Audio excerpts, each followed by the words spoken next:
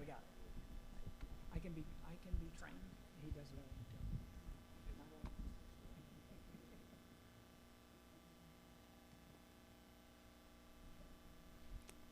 So I'd like to, wow, that's loud. I'm Roger Stock. I'm the superintendent here of the Rocklin Unified School District, and we're honored tonight in partnership with the city of Rocklin to bring to our community a conversation and information about the fentanyl crisis. It's in our community, in the state, in the nation. And we couldn't do this without strong leadership and partnership, so I just want to acknowledge that our Board of Trustees has provided outstanding leadership, direction, and resources to help us in this. And we have a few of our trustees here tonight. We have Trustee Derek Counter, we have Trustee Tiffany Satoff, and Trustee Michelle Sutherland here as well. We also are thrilled in that partnership with the city to have Mayor Ken Broadway, other city council members here, along with our district attorney, Morgan Geyer, whose team is helping lead this One Pill Can Kill, Placer Public Health, and in other community partners you'll meet. So this really is that strong partnership. However, the key piece to this is really the partnership with families, and one of the things that you'll understand, and if you don't know, is that the fentanyl crisis has affected us here in Rocklin, here at Whitney High School. 2 years ago, we had the tragic loss of Zach Didier, a student here at Whitney High School, a theater student. And his parents, Laura and Chris, have taken that tragedy and really wanted to make sure that families know information students do to prevent that. And we thank them, and we thank other families who are going to share their stories tonight as well. With that, we are again, really happy to get this information to you to hopefully prevent any further tragedies in our community. And our board has again taken leadership to, we make sure in the last month we have Narcan in all our schools and in all our ADU units to try to prevent any loss we can, and our city partners with us to really try to keep our youth safe. So with that tonight, we do have cards on the round, and that's to allow you to ask questions at the end of our presentation to our panel of experts. And I'm now going to turn it over to Mayor Ken Broadway.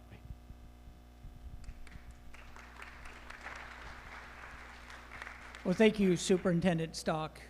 It's an honor to be here. I appreciate the opportunity to speak on such an important issue that's facing the Rocklin youth and our families in our community. You know, Rocklin is an amazing city. It's a place I've had the opportunity to raise 4 children. I love this community, but even as amazing a community as it is, as strong a community, it doesn't mean because we have such a wonderful community and a strong community that basically it's safe from and immune from these issues, which is again why we're here today. As you know, fentanyl overdoses affect our community. It's been directly affected. Fentanyl and other synthetic opioids are the most common issue we see with youth overdose. And deaths from overdose are on the rise, which is part of why we're here today.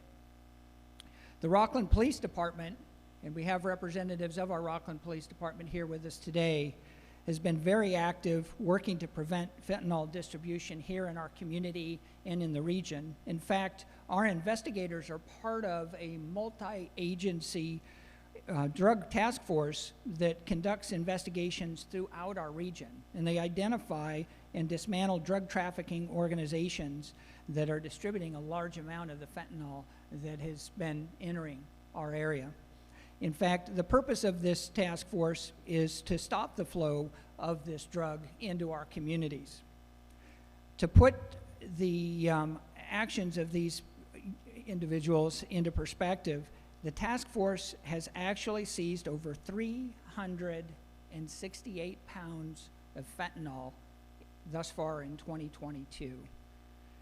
To help understand that is enough fentanyl to overdose the entire population of Placer County for the next 3 generations. But we know that stopping the crisis will be a combined effort. It's going to take law enforcement, our mental health personnel, and our families, which again is why we're here today. So with that said, I want to share with you one of the things that the Rocklin City Council is doing, which the Rocklin City Council is writing a letter in support of AB 19, which is legislation that Assembly Member Joe Patterson, a former member of our council and now our Assembly representative in the state, has introduced. That new legislation will help in combating the state's fentanyl crisis and, of course, addressing its impacts. So I'd like to thank our Placer County District Attorney's Office, the Rocklin Unified School District, and our community partners for putting this event together tonight. I'd also like to recognize the parents and the family members who are here to speak tonight. It takes great courage to come here and to speak with us, and I truly appreciate your time and your commitment. I will now turn it over to Lisa Botwinick from the Placer County District Attorney's Office, and we'll let the experts introduce us to the actions that are taking place in our community. Lisa. Thank you so much, Mayor. My name is Lisa Botwinick. I'm one of the supervising deputy district attorneys here at your Placer County District Attorney's Office.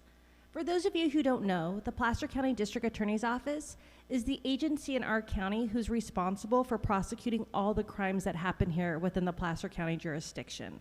So we're prosecuting everything from petty thefts, driving under the influence, all the way up to assault, robberies, and homicides. Those are all handled by our office. But what we've seen in the last couple years is an increase of fentanyl in our community, not only among our users, but an increase in our dealers who are selling fentanyl, and sadly an increase in fentanyl-related deaths in our county. And that's why we wanted to partner with our other agencies here in Placer County to bring this message mainly to our schools through school assemblies that we've done at almost every high school in Placer County now, and by bringing this information to parent information nights so that you can have these difficult conversations with your children so that they can be prepared when fentanyl approaches them. For those who don't know, fentanyl is a controlled substance. It's a narcotic, a drug, it's an opioid. But it's cheap, it's highly addictive, and it's very lethal, which is a very dangerous combination in our community. One of the main forms that we're seeing fentanyl in our community here is in the form of fake prescription pills. These are not prescription pills that have fentanyl added to them after the fact. These pills are fake from the very beginning. They're not made in pharmaceutical grade laboratories. They're made in basements, garages. There's no recipe, no formula, no consistency. And that's what makes them so much more dangerous. 98% of the most common pills purchased from dealers are fake. And the majority of those contain fentanyl. The most common form of these fake prescription pills that we're seeing are oxycodone, Percocet, Xanax, and even Adderall. This picture shows real oxycodone and fake oxycodone that has fentanyl in it. It's gotten to the point that on the streets, law enforcement can't tell the difference by looking at them, which is real and which is fake. I can't tell the difference. So I tell every student that they can't tell the difference either. And they can't trust the dealer who's giving it to them, that it's in fact legitimate. Because as we know, the majority of the pills out there on the street are fake. This video was put together by Song for Charlie, which is a nonprofit that has a lot of videos and resources on their website that would be great for you to watch and then review with your children. So, what's a fentanyl? A fentanyl is a fake prescription pill that looks just like the real thing, except it contains fentanyl. Fentanyl is an extremely powerful opioid, which is mixed together with a bunch of other stuff, then pressed down into pills to look real. And they can be disguised as almost anything, from Oxy to Percocet to Xanax or Vicodin. And the scary thing is, fentanyl shouldn't be anywhere near these pills. It's dangerous. We are talking about a drug that's 50 times stronger than heroin. And just a tiny amount, literally a couple grains of sand, can be the difference between taking a dud or taking something that'll straight up kill you. The worst part is, you can't even test a fentanyl. The only way to know if your drugs are legit is if they're prescribed by a doctor. If not, you're getting ripped off. That guy on Instagram or Snapchat who tells you they're legit, he's BSing you. He'll tell you they're real, even though they're not. There are literally hundreds of millions of these fentanyls out there, and they look just like the real thing. I mean, can you tell the difference between these two? What if I told you they're both fentanyls? How about these? Also fentanyls. Convincing, right?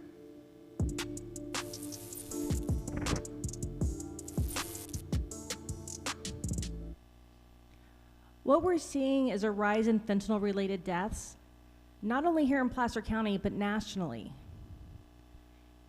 In 2021, we had 33 Placer County residents die from fentanyl poisoning.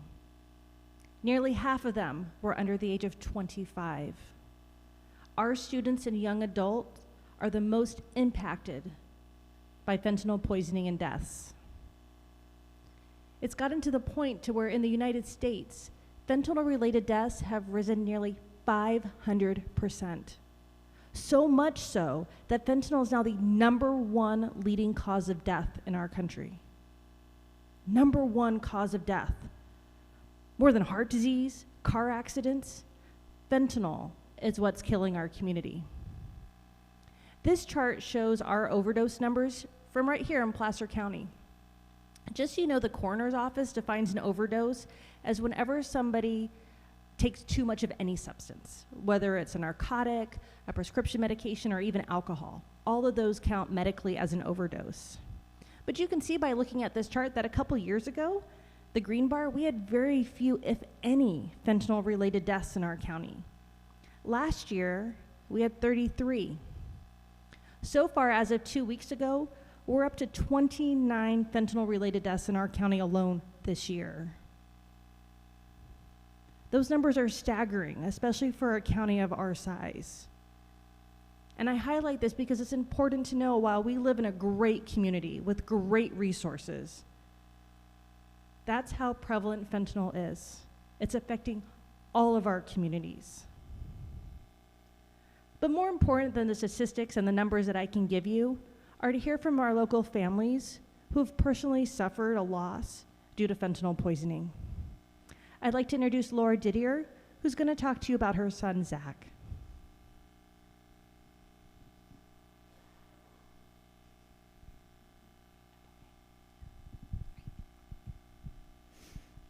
Hi, everybody. This is going to be a hard one. One of the happiest memories I have with Zach, it was in this room just a few months before he died. Right here, he starred as Troy Bolton in High School Musical. I'm so glad that you all are here to learn about this. I wish there had been something like this before I lost Zach, but as you could see from those numbers before, this crisis was just entering our county when we lost Zach. He was the last victim of the 24 in 2020. And the county was just starting to get a handle on what they were seeing with these people dying, especially young people dying. So before I tell you about how he died, I like to start by talking about how he lived. So Zach was a student right here in Whitney. He was a senior. He was only 17 years old. And you can see up there all of the stuff that he was into. He was on the track team here at Whitney. He did the high jump and the hurdles. He loved music. He taught himself how to play piano. He played in the orchestra here in the Rocklin Unified School District for years and years. And as I mentioned before, he starred in High School Musical right here at Whitney. And he loved it, and he was really good at it. So we could not have seen this coming for Zach. He was a straight A student. He loved school. He had a great circle of friends, same group of friends since 3rd grade. He had a wonderful girlfriend. We knew her family. They were awesome. I mean, it just, to say this came as, out of the blue, as it just blindsided us, is an understatement.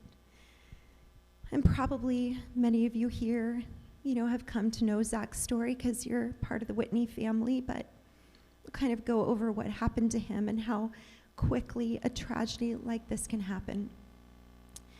So it was Christmas break of 2020, and he was with his dad Chris, who will speak after me. Our other 2 kids were there as well.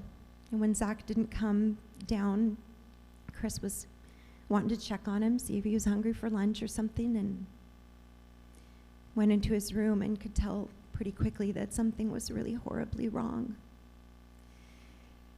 Zach was sitting at his desk with his head on his computer keyboard, but he was cold and unresponsive. So we called 911, and our son Sam called 911. Chris started CPR, and my daughter called me to get to Dad's right away. Mom, something's terribly wrong with Zach. By the time I arrived, they had pronounced him dead, and everybody was outside. I walked up, and Chris just said, "Our baby is gone." And I was like, how can that be? It took a little time to piece it all together, but this is what we found out.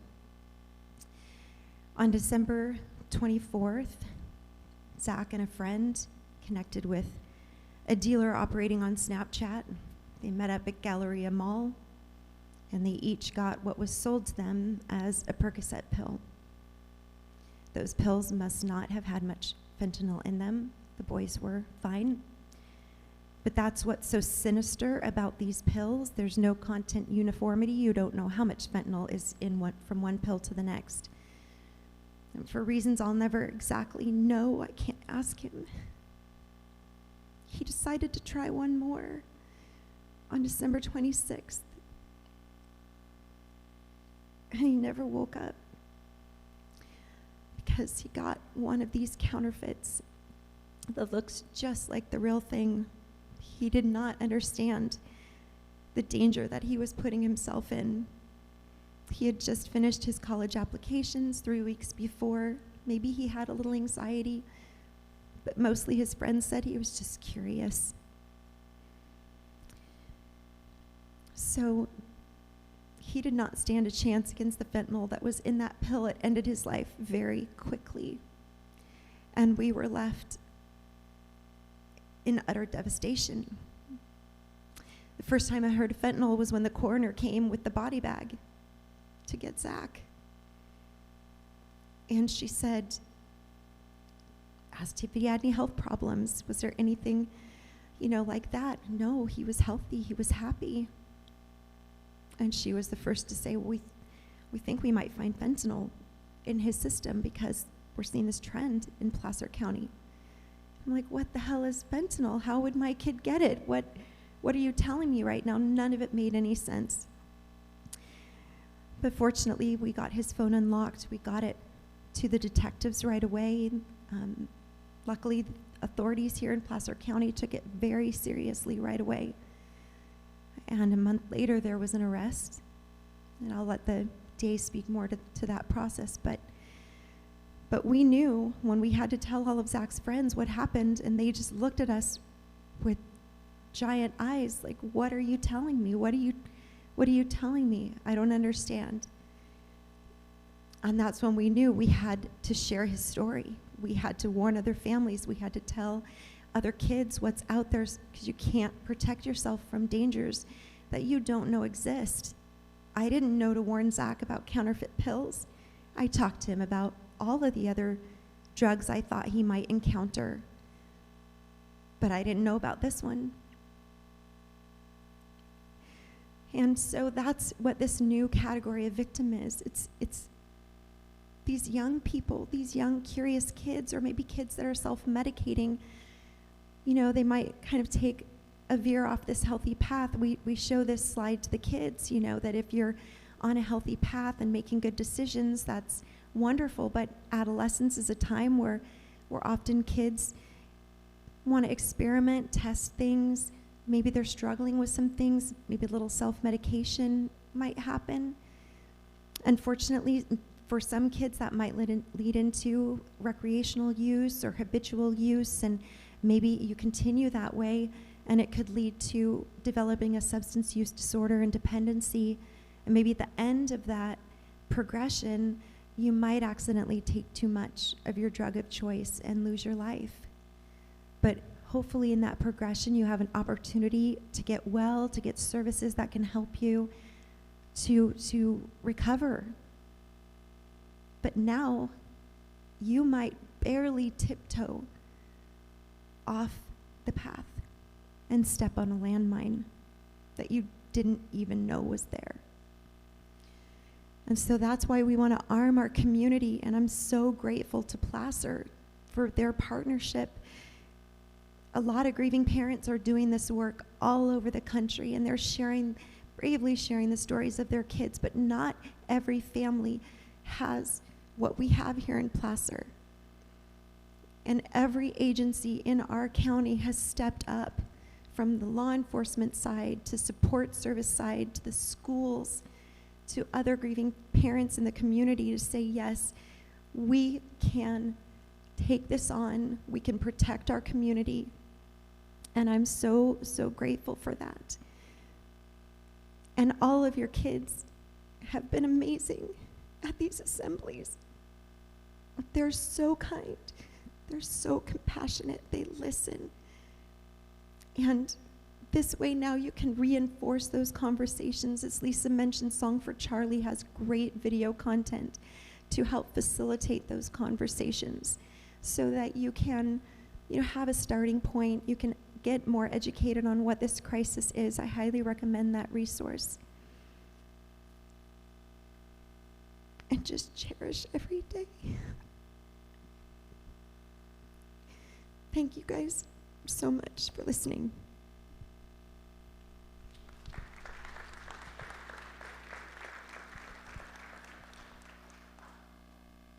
Next, I'd like to introduce Chris Didier.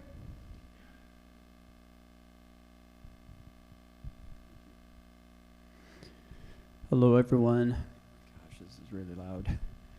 My name is Chris, and I am Zach's dad. And I wanted to start by saying thank you for taking the time of your evening. It's a busy time of year, of course, and everyone has a long list of things to do. And we're grateful that you are taking the time and making the effort to be here. I will tell you this is not easy, as you can already tell. All three of our children graduated at Whitney. We've been in this room many times, and there are always joyous moments. We never imagined to be here talking about something so difficult. I'm a military vet.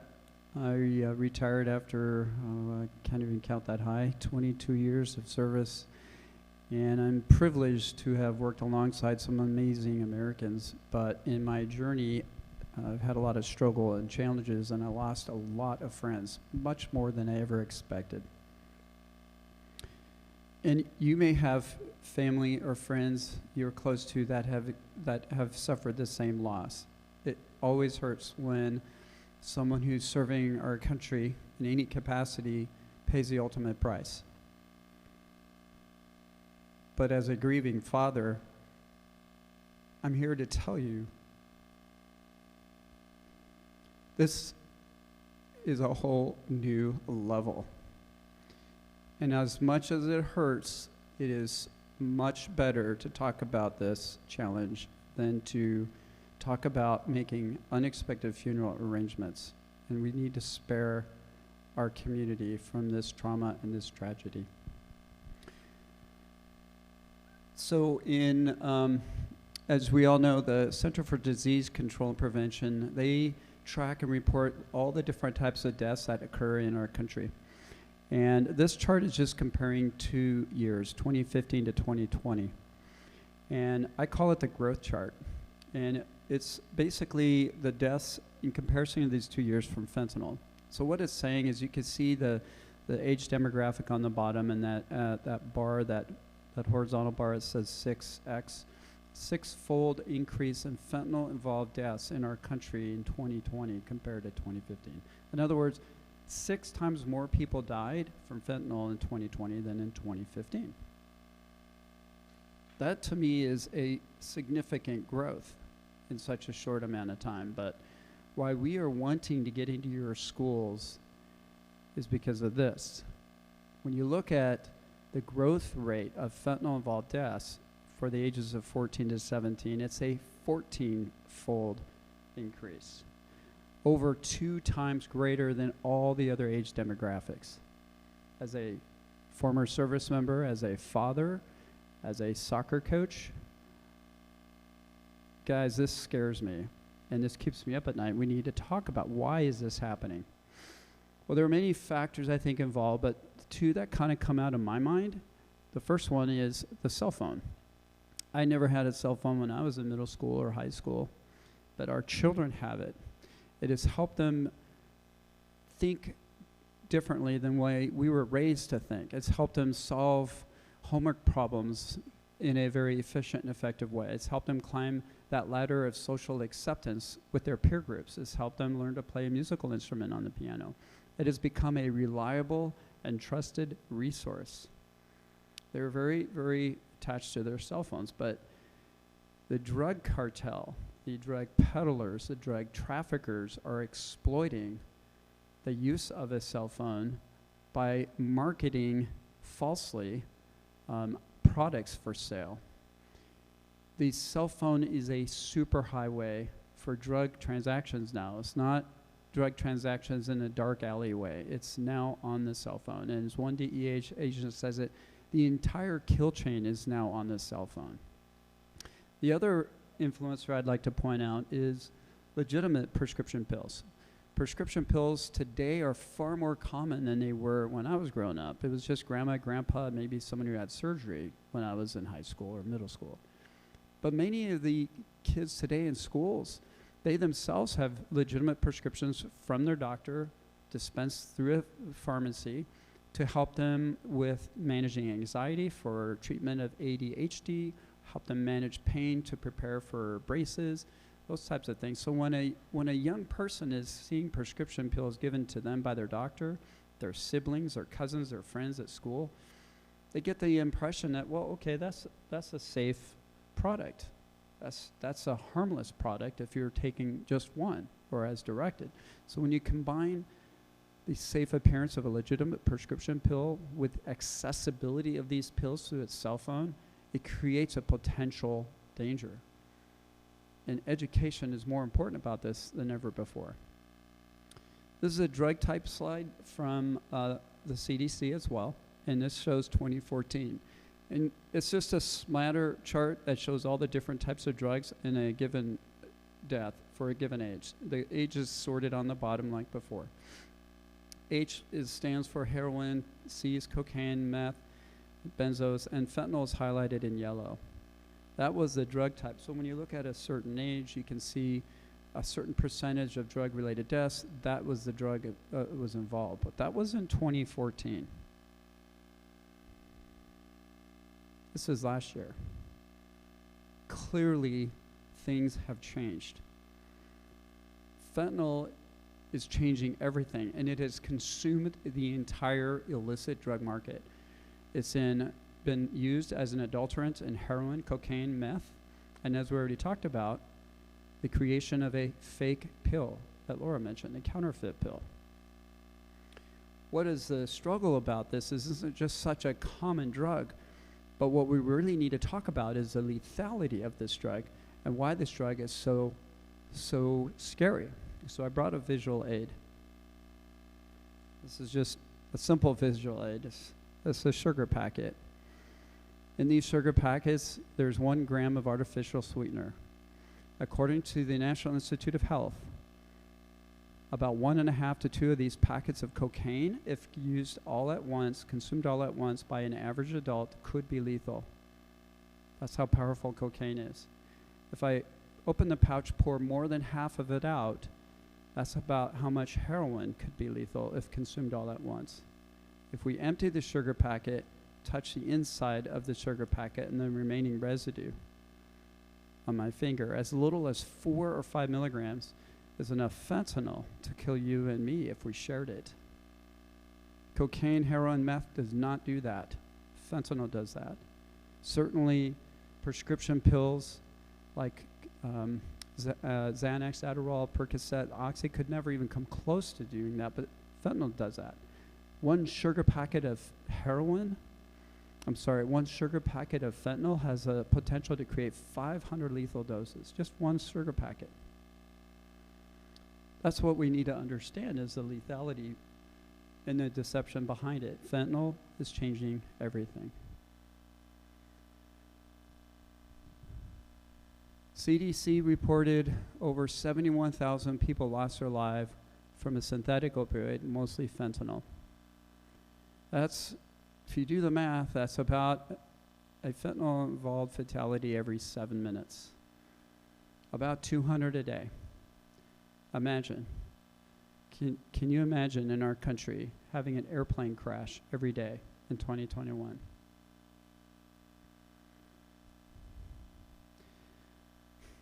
Perhaps somewhere our endings are written as indelibly as those that we've loved and lost.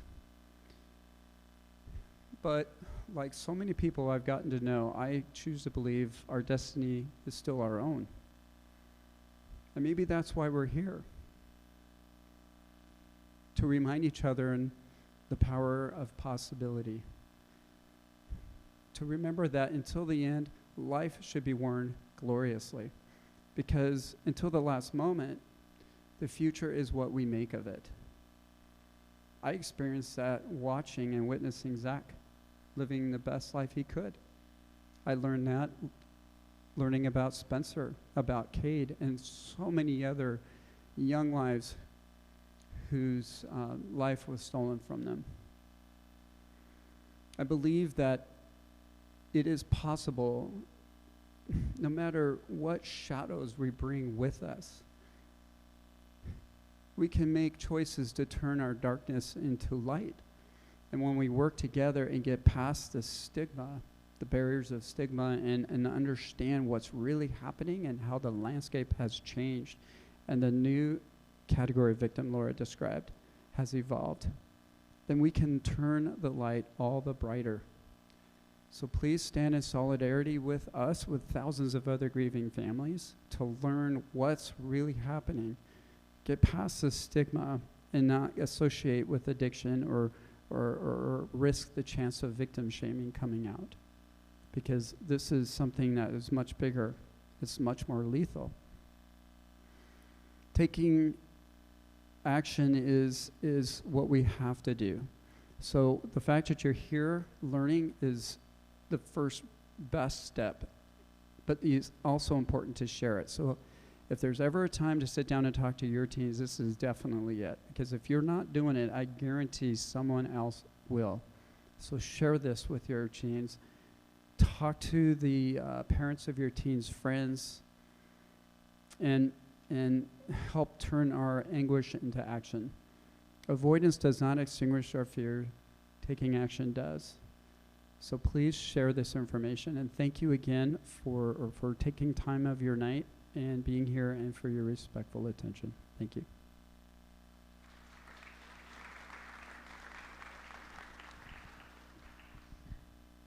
Thank you, Chris. Next, I'd like to introduce our Placer County District Attorney, Morgan Geyer, to speak a little bit about what we're seeing on the enforcement end when it comes to fentanyl. Good evening. My name is Morgan Geyer. I'm the District Attorney for Placer County.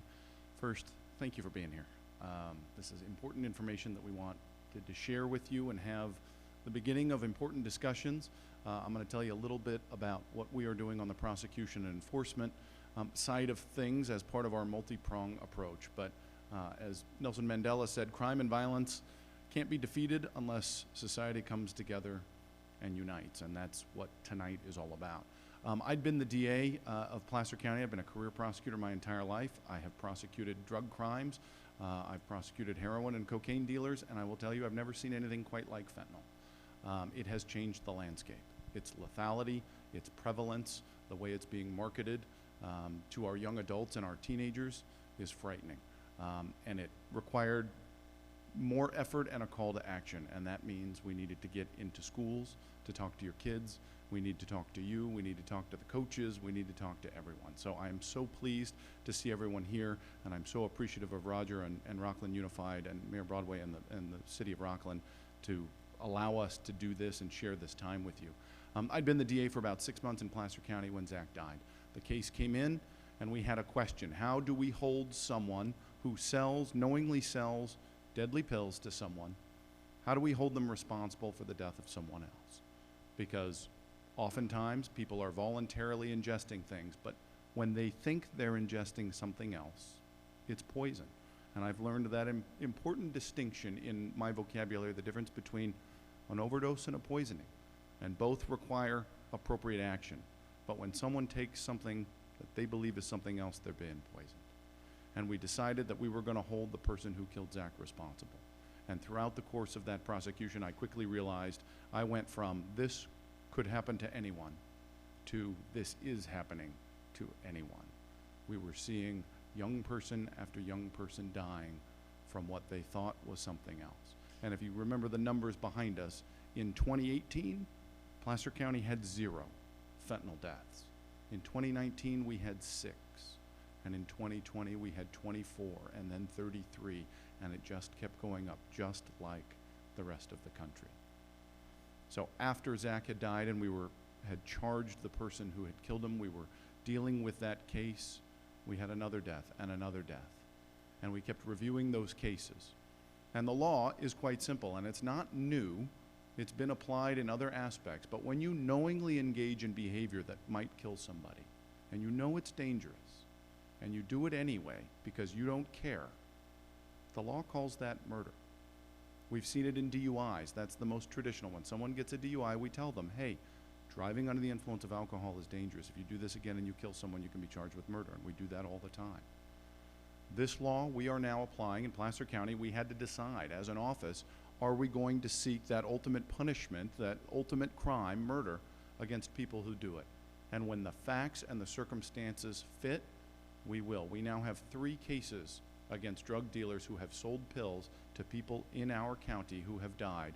We have charged them with murder, and we'll continue to do it. We're not going to prosecute and arrest and enforce our way out of this problem, but it is one necessary component. What will solve the problem are the discussions we're having right now. We can't lock up every drug dealer, but we can make them irrelevant. If we educate our kids and we have difficult conversations about things that might be stressors in their life, and if they need a little extra help, we'll provide it. But what we can't do is turn to pills that come from anywhere other than our doctors and our pharmacists. So, aggressive enforcement and prosecution. One of the other things we've begun doing in Placer County is advising anyone who is convicted of selling narcotics, no matter what the drug is, they're given an advisement, and you'll see it right behind me on this board here. It puts them on notice, and it says, if you continue to sell drugs, you are on notice now that it's dangerous to human life, and if you do it again, you can be prosecuted for murder. And now they know, even though most of us already know, and after nights like this, we will all know. But that's the point of that. We have tried in the legislature twice before to get the legislature to mandate this happen in every court in California, and we failed the last 2 times. As was mentioned earlier by Mayor Broadway, we have a assembly member who has introduced legislation, Joe Patterson, to require this again, and we're going to get it this year, I have a feeling. There are more bills and more activity about fentanyl than ever before, and I think we're going to get it across the goal line, and we'll be doing this in every courtroom. We're doing it anyway here, and a number of other counties have followed suit. The other thing we're doing is increasing our advocacy efforts, and if you'll notice outside, there are some cards with a barcode that go to a petition that our office has started to encourage the legislature to enable us to have some tools to deal with this issue. We would like every county to be able to get into high schools, to have the resources to do it, to improve our educational components, and to improve our law enforcement's ability to eradicate the sale of fentanyl in our communities and to increase our consequences for when people do it. We will continue to hold people accountable, and we will continue to voice this message across our community. I hope you have seen some of the buses on our city buses are wrapped in fentanyl warnings. The digital billboards on the freeway have fentanyl warnings, where we've hit every high school except Tahoe, which is on the menu next, and 12 Bridges tomorrow. We've hit 25,000 high school students have sat in assemblies and listened to the dangers. But we will only tackle this problem if we have conversations, and as Chris said, have those difficult conversations and eliminate shaming and guilt and talk about what might be the source of people's desire to buy these pills. So please talk to your kids. And I can't finish without talking about Chris and Laura and Liz, who's not here tonight, people who have literally turned their anguish into action and become champions of this cause. There is no better example of the strength of the human spirit than these folks tonight. So we'll be around afterward. We'll take questions after. There are all sorts of questions that come up when you hear this information about why people would sell things that kill people and things like that. We're happy to answer all of those. But please share this information, and thank you so much for being here tonight. It truly means the world to all of us. Thank you.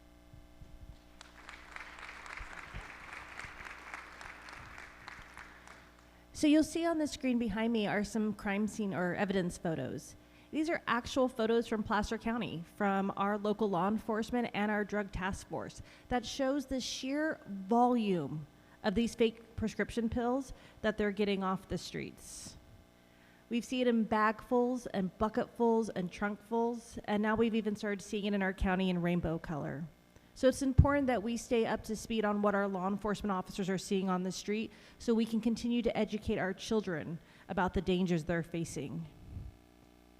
To highlight what Chris was talking about the lethality of fentanyl, this shows just how little fentanyl can end a human life. Just a couple grains of salt or sugar is the equivalent.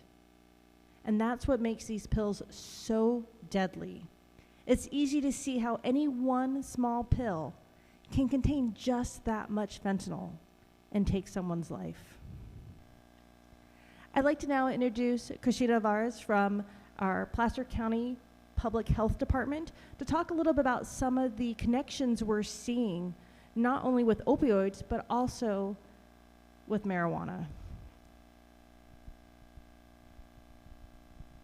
Thank you, Lisa. Gonna see where to stand. First of all, I just want to say that it's hard to sit here and listen to this. It's really difficult. But I just, again, want to reiterate what Mayor Broadway said, that it takes so much courage to be here, and really appreciate the parents that are here sharing their stories tonight, and repetitively to all the children in our county as well. This is a difficult conversation because it's not very popular, and I acknowledge that, but I think we do need to talk about it because we need to look at all the different connections that could pose a risk to our young people to possibly be a victim, and we don't want that. So we want to decrease the risk by increasing protective factors and to be honest about the situation. Because we do know that the teen brain is developing from about 12 till about 25. And so any substance use, whether it be tobacco all the way along to fentanyl, has the potential to alter the brain, especially if it's on a regular basis, and create a risk. And in fact, 9 out of 10 adults with a substance use disorder today started using substances before they were 18. So that in itself is really clear that we want to protect that brain and allow it to develop for efficiency in adulthood instead of addiction. The number one risk factor for an opioid use disorder is using cannabis, ever using marijuana, cannabis. They're one and the same. So this is important to realize, especially for the developing teen brain. For adults, you have adult choices. Your brain is at a different stage. So we're not making judgments about that, but we are looking at our young people and how we can protect them.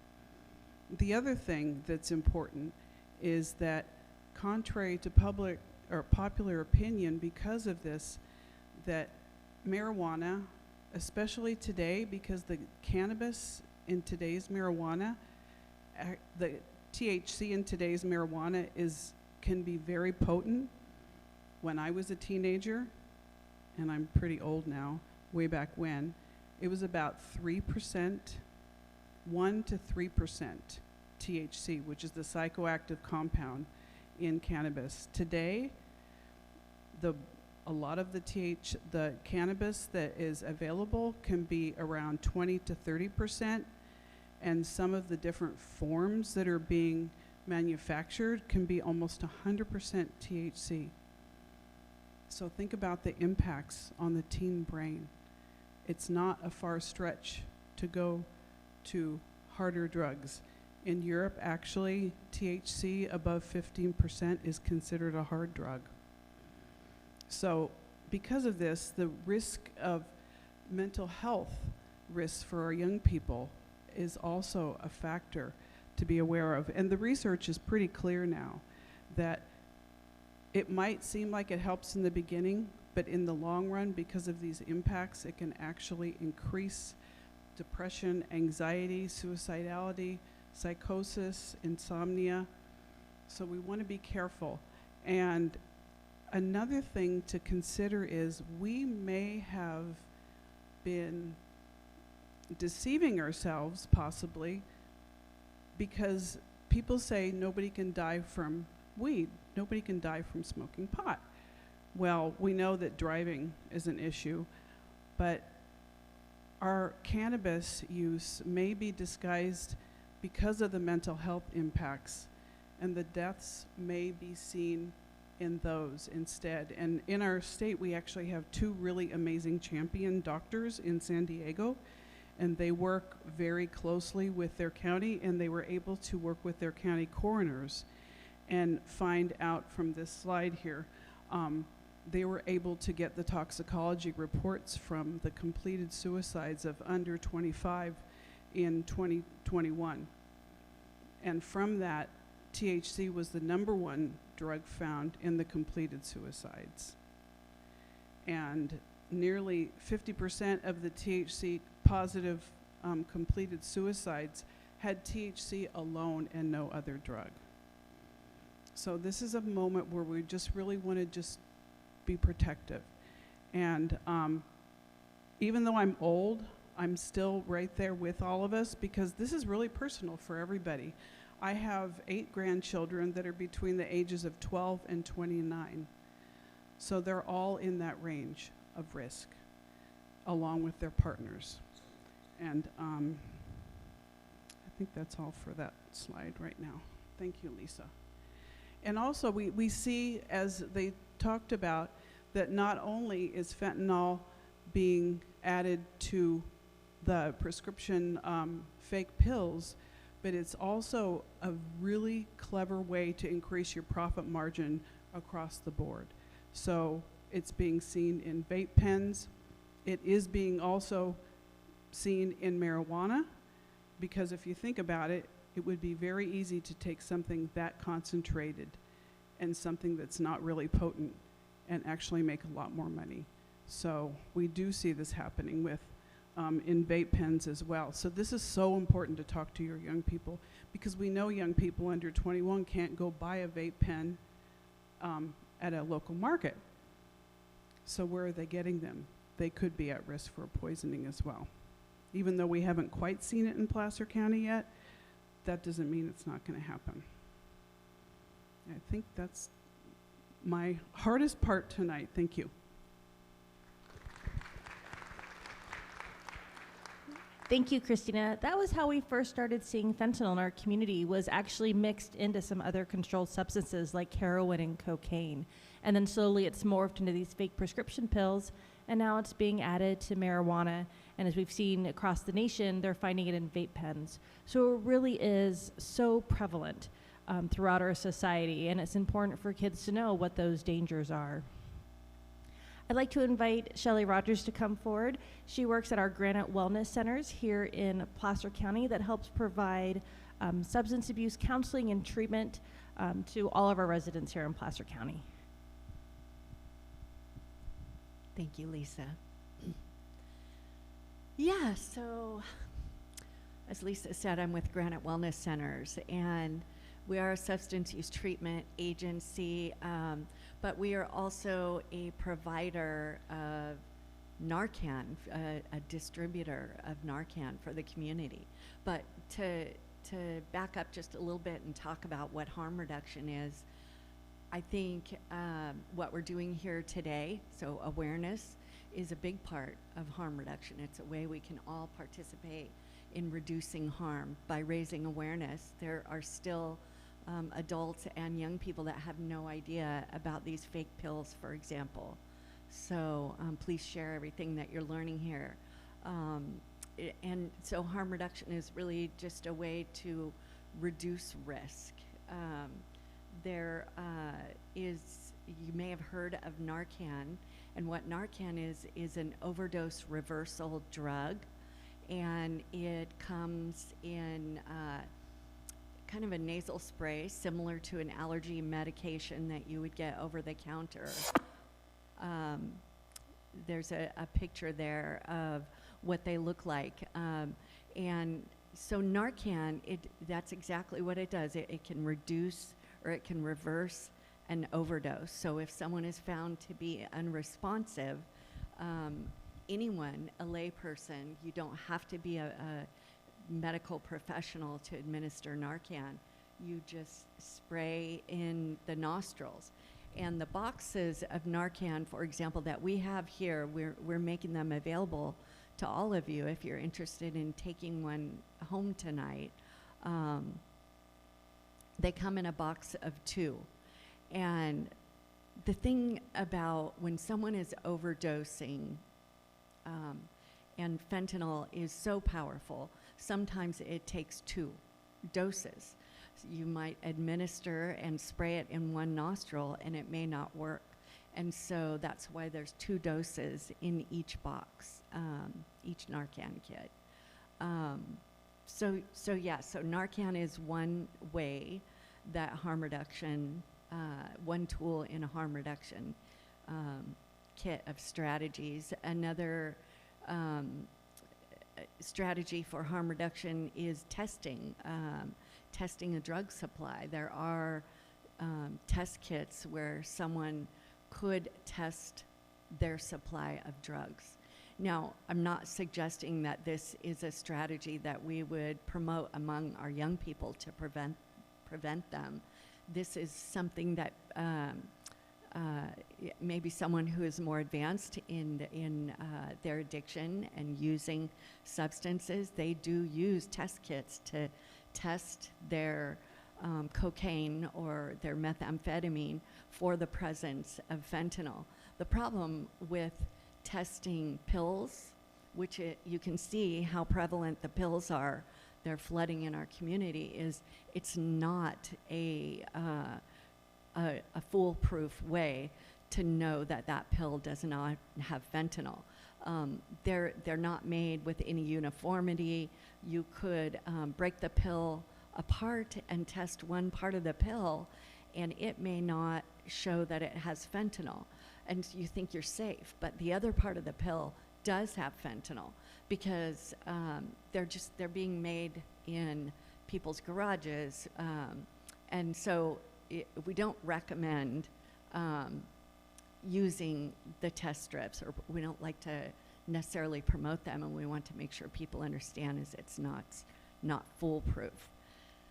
But yeah, so we're here. We're going to be here after we have some information about our services. If anybody wants to learn more about Granite Wellness Centers, and if you would like a Narcan kit, we have them available for you here tonight. And at any time, if someone were to call any of our locations, we're happy to provide that to anyone. Thank you.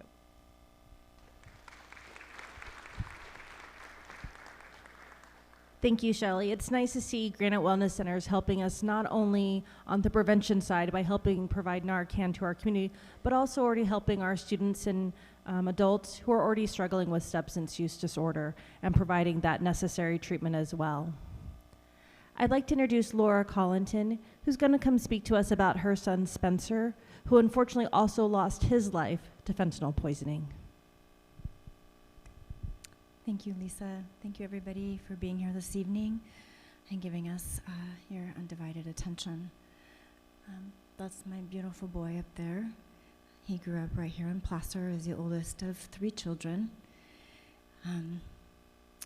Spencer was 20 when he passed away on September 21st of 2020. Let me tell you a little bit about him. We like to share stories that are a little bit different, because everybody's kids are a little different. And Spencer was diagnosed with ADHD at a very young age. He was busy from the moment he was born. And when I was 2 and in the pediatrician's office, and he was climbing all over him and trying to listen to a stethoscope, most 2-year-olds are cowering on their mom's lap. Oh, not that boy. He was jumping off the table. And he's like, you know, I think he's going to need some guidance. I'm in the healthcare industry, and I was very sad to get that news, but I decided to take action, and we always kept Spencer really busy, really involved. He loved sports. As you can see, he was a pitcher. He played for Roseville High School. He loved any sport with a ball, soccer, baseball, football, whatever. He did them all, and any sport with a board, on land, on water, whatever he could keep himself busy with. You know, we also tried diet. We tried therapy for kids with sensory processing disorder. We had a trampoline that he never got off of just to keep him moving. I didn't really want to try a lot of the ADHD medications. I was afraid of the side effects. By the time he got to middle school, though, he was struggling with school. Spence wasn't a big fan of school. He didn't like to focus. He didn't like to study. He was very smart. He didn't particularly like authority either. He was my oldest and very bold. But we did try some of the ADHD medications, and indeed, he didn't like the side effects. He had trouble sleeping, and they decreased his appetite, and so he went off of them. But again, I knew marijuana was out there, and like Christina talked about, I was very worried about him ever finding it and self-medicating. In fact, you know, Spencer, we're talking about 2015, 2016, when he was 15 and 16. He actually approached me and he's like, Mom, I have this whole theory about marijuana, and I'm gonna talk to you about it and why it's helpful for me. And I was like, oh my gosh, no.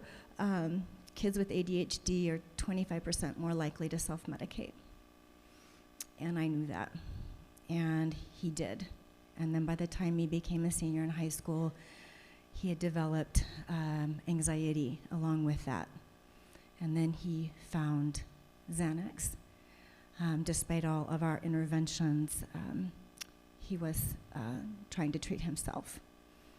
So we intervened and we got him some help, and he got it all straightened out, we thought, right? He went off to Sierra College. He really wanted to be an EMT paramedic and become a firefighter. And he was very proud. He finished his EMT certification, and he was to enroll, had been accepted to the fire academy at Sierra College starting in January of 2021. But this was COVID, this was a lockdown. He had lost the ability to play basketball, to hang out a lot with his friends. School had been shut down, and like Laura and Chris had mentioned, we'll never know why, but he, instead of turning to the people he knew could help him, he turned to somebody on social media and asked for a Xanax pill. And of course, you know, he had been educated about drugs, and we had talked to him about the dangers out there, but at the time we didn't know about fentanyl, and I don't believe Spencer did either. And unfortunately, that pill was laced with fentanyl, and Spencer never woke up. His girlfriend reached out to us and said, hey, you know, I keep track with Spencer on location. He didn't go to work this morning. He's still at his apartment. He lived locally in Roseville, and I can't get a hold of him. You know, you just have that parent intuition. And so we went rushing over there, and when we were able to break into the apartment, we just found him asleep, laying back on his bed. Well, he looked like he was asleep, but he wasn't. He was cold, and he was in his clothes from the night before. So what I want you guys to know is, what does it look like if someone has gotten a hold of a medication, a drug, and they've had too much. The first thing you might notice, well, number one, it happens so fast. So less than 2 minutes, they can become lethargic. It slows their breathing down to the point where they can't speak, they can't walk. They can't communicate. The drug tells the respirations to slow down, and then their heart stops. But they can't even reach out. If they're alone, you can't even send a text, I got a bad pill. You cannot call 911. You cannot self-administer Narcan, even if they had it in their backpack. So if they, with a friend, they can shine a light from their phone in their eyes. Their eyes will look like pinpricks, their pupils. Their lips and fingernails might be blue or purple. You might hear, if they nod off to sleep, well, they're really dying, but they might snore or gurgle or choke. That isn't snoring or gurgling, they're dying. You must call 911. If you have Narcan, it needs to be administered. It's life and death.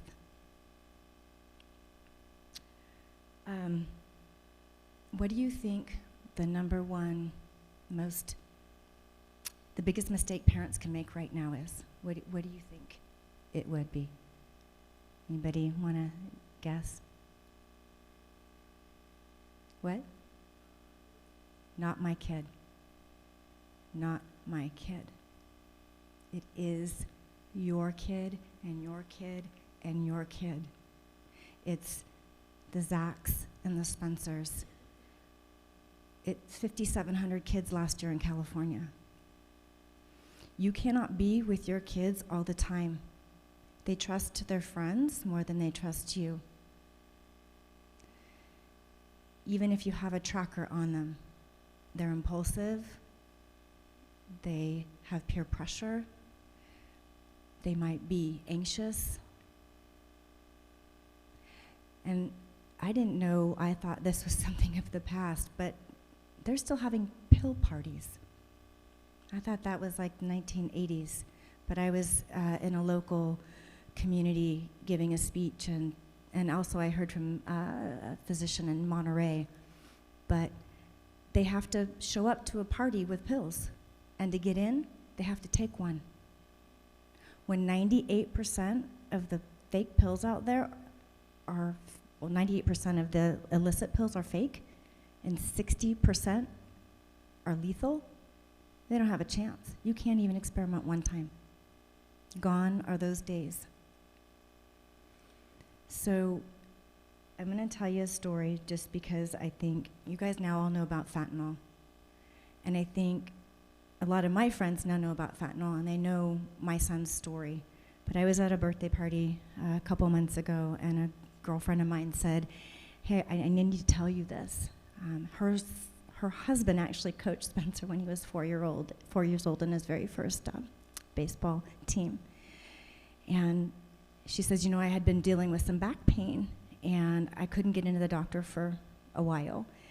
And so she has an adult daughter, and she'd had her wisdom teeth taken out, and she remembered that she'd gotten a prescription for her pain. So she called up her daughter, and she said, hey, honey, do you have a couple of those left? I just can't sleep, and I can't get into the doctor, and I don't have anything. And she was like, yeah, sure, Mom, I'll bring those over to you. So she took what she was given, and then she still hadn't gotten into the doctor, and so she called her daughter back, and she said, hey, honey, do you just have one or two more? I still can't sleep, and I'm seeing the doctor on Friday. Sure, Mom. I'll call my girlfriend that I got those pills from, and I'll see if she has any more. And my friend said, wait, what? And she goes, yeah, I had finished the prescription from the doctor. I just had these pills that I'd gotten from somebody else. My girlfriend didn't think to ask. Now, those are your pills from the doctor, right? And I looked at her and said, you could have died. Your daughter could have died. She knows Spencer's story. She said, I know. We were all beside ourselves. So it even if you think you know, and you think you asked the right question, or you think you're getting something, the reality is you can't take anything that is not prescribed in your name. And it just, again, it just drives home that point. So thank you so much for listening. I really appreciate your attention. And like everybody else says, take these words to your family, your loved ones. I can't bear to hear of another tragedy. Thank you.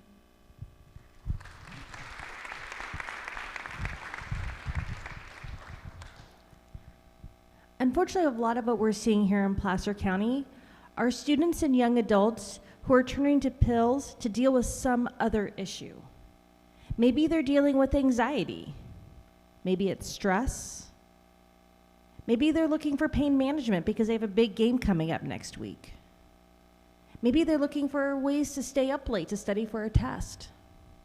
Whatever it is, many of our students are turning, instead of to you as their parent or to the doctor or trusted adult, they're turning to social media and to the kid at the back of the classroom for help. And they're getting these pills from untrusted sources, and that's really making the situation worse. So we really need to emphasize to our students and our children that it's okay to ask for help. Because if you need it, we'll go to the doctor. And we'll get you the medication your doctor says you need, not what somebody on Snapchat is willing to sell you. I'd like to have Christina come back up from Public Health to give us some ideas on things we can do to help the mental health and well-being of our families, to keep us all healthier from the beginning. Thank you, Lisa. Well, this is a little bit more of an uplifting end to our night, hopefully. I appreciate you being here, all of you. And all of these tools matter, you know, talking to our young people, being available for them, having strong social connections with adults and peers, healthy peers. All of these things are important. Not one thing here is the magic bullet. It's all important. And so we want you to go home tonight too with some hope, something that you can do and maybe think about in your life a little bit different. The pandemic was stressful, yes, for every one of us. It turned our lives upside down. And we know that our young people really suffered as much too. And we always ask, you know, why? Why are they using? Why do they want these things? And we think we're there. But one of the things that happened during the pandemic is we really lost our balance in our life. At the same time, I think we learned to appreciate some things that we didn't even realize were that important before. And now I'm going to invite you all to think about a post-pandemic reset, a way to recover the balance that we lost, and to be intentional about that. If I could communicate one thing to you all with this point tonight, it would be that even though our society is advanced, we have the internet, we have cell phones, we have so much, our bodies are still primitive. They have not advanced like our society has. they still have the same, our bodies still have the same needs they did thousands of years ago. And what we know from science now is that the same things that actually improve our physical health are critical to maintain our mental health as well. And so this is such an important message. I want you guys to each grab one of these posters on your way out tonight and put it up in your refrigerator and use that to kind of look at where are we off balance right now? Where could we make some adjustments? The number one on the left is your gut. So now we know science has really been able to show us that what we eat, heavy sugar, heavy carbs, fried foods, and also stress, affects our gut that also communicates with our brain that can affect our emotions and also lead to depression. So we know this now for a fact that this is true. So we do want to be mindful and again, create that balance. I love French fries just like the next person. However, French fries all day probably aren't very good. The other thing is the sun. How many of us realized during the pandemic how important nature was? How important to get outside when we finally could be outside. And when we're in nature and when we're hiking or we're in a forest or just at a park, we actually feel so much better. It's important for our mental health, but it's not something that we just do once or twice a year.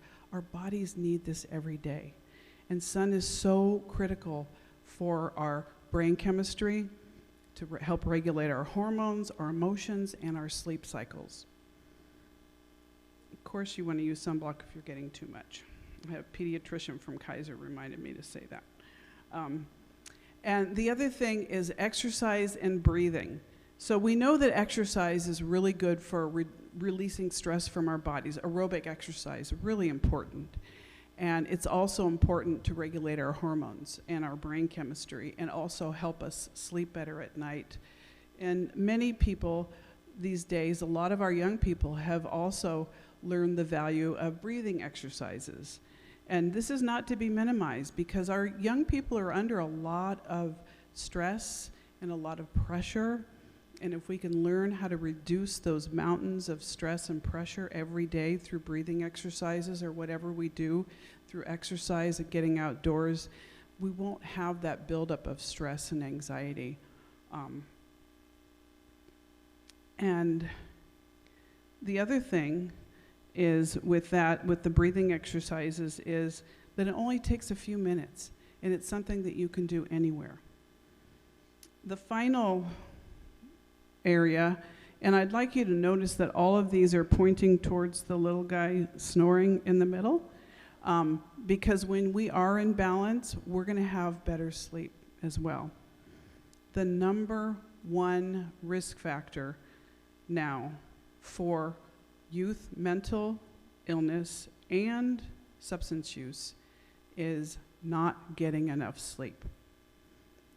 Our young people don't realize what it was like when people my age were in high school. We used to get sleep. We didn't have disrupted sleep. We got solid sleep. Our young people and a lot of our young adults aren't getting that today. So it's really important to be mindful of that and to look at the things that might be interfering. And the reason I have food and drink here is because not only do we know through science now that eating more whole foods and fresh fruits and vegetables can also reduce your incidence, your risk for depression. It's important to keep things flowing, but also what we decide to drink, what we choose, can be actually impacting us more than we realize. And for anybody in here, does anybody know a friend that might have actually had one of those big fat sweet coffee drinks with a couple shots of espresso instead of lunch or instead of dinner or instead of breakfast? So if you think about that, if our young people are doing that, and there has been a trend over the last few decades of our young people actually drinking more of these caffeinated drinks. And as they have more pressure to study more, to be up later, they're drinking these caffeinated drinks with sugar, but it's the caffeine also that keeps them from getting to sleep when it's time to go to sleep. Those young people are more at risk to use substances, to self-medicate, to find something to help them go to sleep. Just a little thing to think about, because it could be interfering. And actually, having a young person want more caffeine might be a clue that they're actually not getting enough sleep, so that might be a good time to interfere. And for me, Lisa's pushing me off the stage here. That's right. And we have resources. It's so important.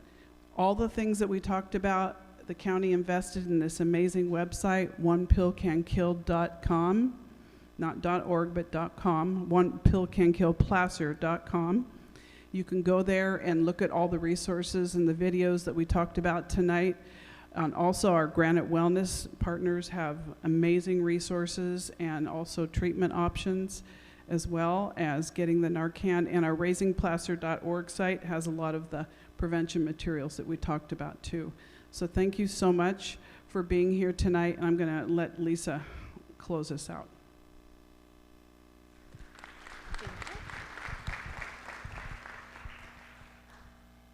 If there's one thing we want everyone who attends one of our assemblies or information nights to leave with, is that if you don't get your pill from a pharmacy, you have to assume that pill is fake. And you have to assume that that pill contains fentanyl. It is the only way to keep yourself safe. With the landscape we're seeing in our community and across the nation, it's the only way for our students and young adults to protect themselves. This slide shows a lot of the different county agencies and departments and organizations that have come together to bring this information to our community, because that's how important this is. We need everyone to know the truth and to know the facts so we can protect ourselves, our families, and our community. On behalf of all of us, we thank you so much for coming out tonight. We do have resource tables set up in the back or out in the lobby if anyone wants to stop by, pick up some resources. But I think we might have some questions. I'll have Sandeep come up. Okay, so there's index cards, and I have pens if anyone does not have a pen, but does anyone have a question filled out on an index card that I can ask? And if anyone needs a pen, please let us know.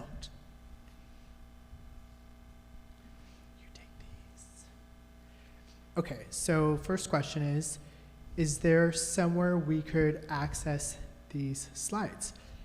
That's a good question. So a lot of the same information is on our onepillcankillplacer.com website. We're also working to get a video recording of one of our parent information nights up on that website as well. You can also go to the Placer County District Attorney's Office website. We have resources and some of our videos there too. The Rocklin Unified School District will also share a recording of tonight's parent information night in the family's newsletter, as well as post it on the district's website. Next question, does public health educate families and persons on the signs, symptoms of narcotic overdoses? Does public health offer education to families on the signs and symptoms of narcotic overdoses? I'll turn it over to Christina, and it may be a combination between Christina and Shelley as to how the best way is to learn as to whether or not maybe your child or somebody you know is suffering from substance use disorder.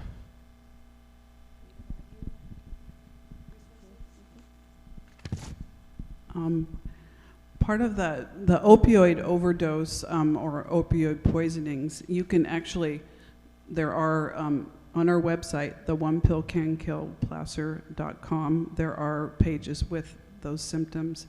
And you can also look up the Narcan videos too, which are really good to show the signs and symptoms.